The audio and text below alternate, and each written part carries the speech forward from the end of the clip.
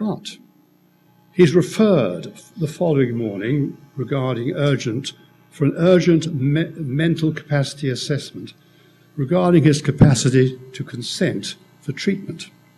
They find out he's a loner, no social contacts, he's worked as an accountant, lives on a simple diet, he's fearful, he's very anxious, he's cyanotic on assessment, and they wonder, has he Asperger's syndrome? So the doctor changes all the questions.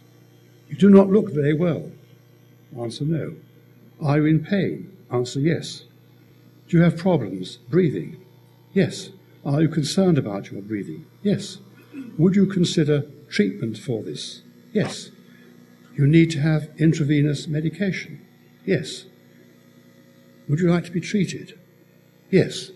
And concludes, having asked the right questions, that Ray has capacity to consent for treatment. Well, now let's have another example of David.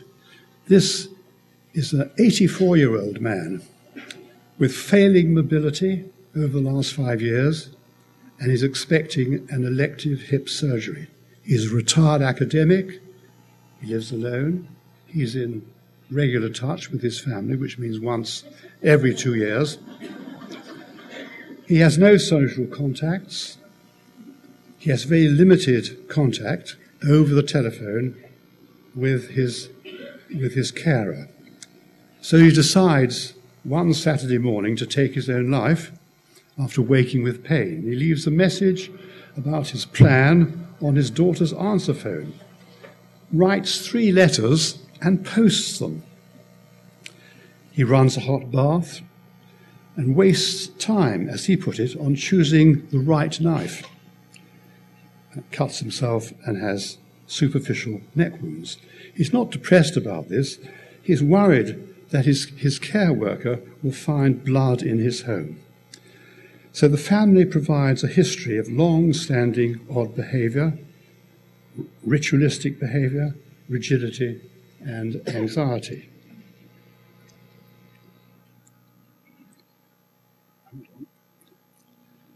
So, what are the clinical problems? Well, there's a lack of collateral information, there's a lack of development history.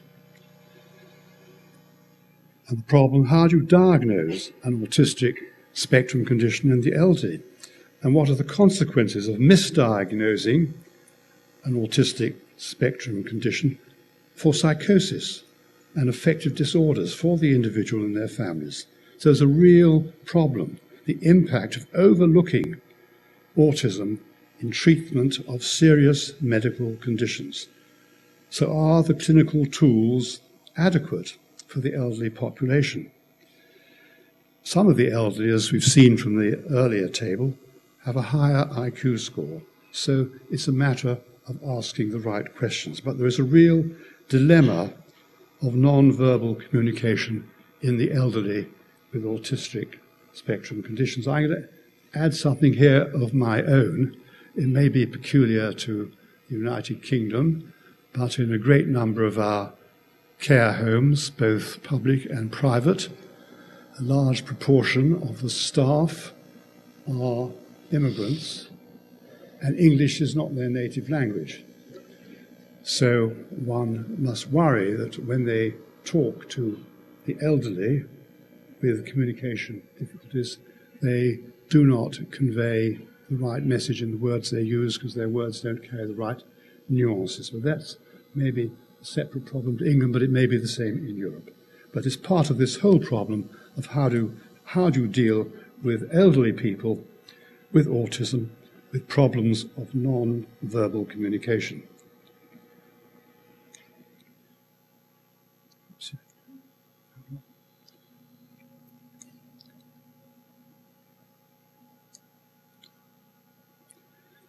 Is aging, then, an important clinical problem? Well, in the first place, clinical management is an imperative. Assessments of mental capacity, cognition, and mental health issues. Pat Howley has already referred to this. They're a common reason for referral to old age people's services. We need all these things so they can lead to a clinical diagnosis of autism. And we have to be able to address all those medical health problems adequately. Is there, in fact, the clinical expertise to treat the elderly with autism? How far do we need to educate professionals? And if we do need to educate them, when is it going to start?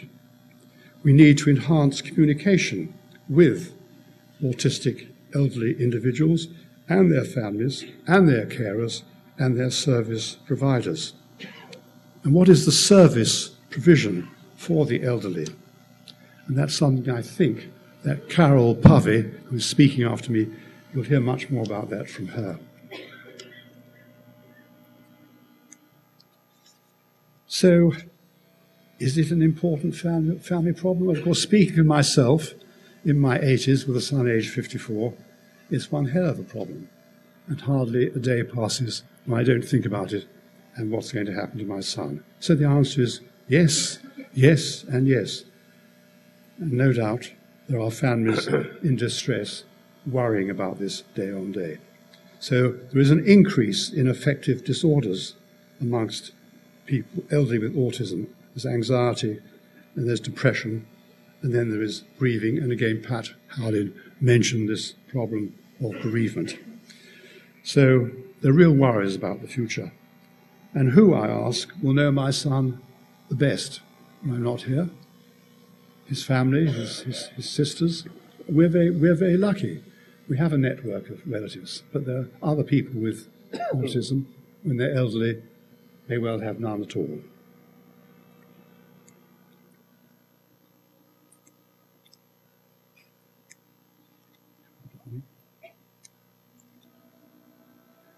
So, conclusions. What about old age? This is where I started. I believe this is a centre stage issue for all autistic communities, all professionals working in the field across the world, and all parents. We have a duty to facilitate cooperation. We have a duty to share information, to share ideas. We have a duty to collaborate in research with specialists, geriatricians, psychiatrists, psychologists, the whole range of people who can provide services. And in this cooperation, which I hope I will see before I die, state and private care providers and autism organisations, they should all fall part of this cooperative process. And indeed, myself and the authors of this part of the programme, we'd like to see an international group formed for this purpose. We'd like to build on our enthusiasm, our commitment to this big looming issue, and all of those here who are taking part in this symposium have kindly listened to me and to Pat so far, and are going to listen to Carol after me. So, I think that's it. Probably. Thank you very much.